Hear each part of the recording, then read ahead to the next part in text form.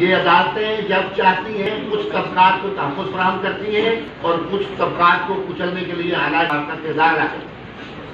हम चाहते हैं कि जुडिशरी इंडिपेंडेंट हो, जजेस अकाउंटेबल हो, पॉलिटिकल लीडरशिप का नेशनल कैरेक्टर हो और वो आवाम के सामने जवाब दे। एक और मुतालबा मैं आपकी इजाजत से करना चाहता हूँ कि आइन में लिखा हुआ है कि not later than 90 days election होने चाहिए।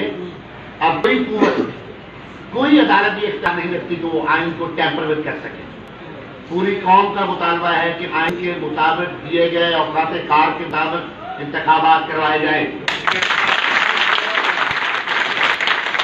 और आइन को तब्दील करने का सुप्रीम कोर्ट के पास भी इख्तियार नहीं है। उन्होंने हल्फ उठाया हुआ है उस आइन के तहत।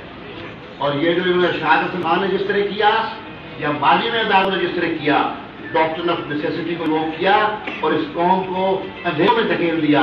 हम ऐसी किसी भी सूरत में अगर ऐसी कोई कार्रवाई हुई तो पूरे मुल्क के वकला मुतहद होकर जद्दोजहद करेंगे और